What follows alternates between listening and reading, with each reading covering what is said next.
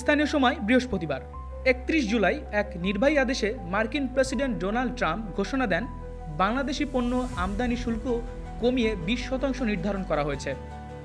এই ঘোষণা প্রকাশিত হয়েছে হোয়াইট হাউসের ওয়েবসাইটে। এর আগে এই হার ছিল 35%, অর্থাৎ শুল্ক কমানো হয়েছে 15%। সাম্প্রতিক মাসগুলোতে ওয়াশিংটনের সঙ্গে বেশ কয়েকবার বৈঠক করেছে বাংলাদেশের প্রতিনিধি দল। ট্রাম্প প্রশাসনের সঙ্গে টানা 3 দিনের আলোচনা শেষে এই সিদ্ধান্ত আসে। শুধু বাংলাদেশ নয়, একই আদেশে আরও কয়েক ডজন দেশের ওপর আমদানি শুল্ক নির্ধারণ করা হয়েছে।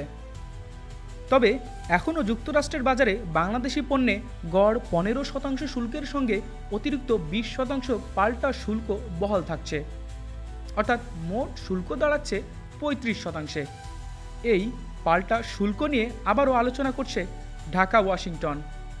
বর্তমানে যুক্তরাষ্ট্র সফরে আছে বাংলাদেশের প্রতিনিধি দল, যাদের নেতৃত্ব দিচ্ছেন বাণিজ্য উপদেষ্টা শেখ বশিরউদ্দিন।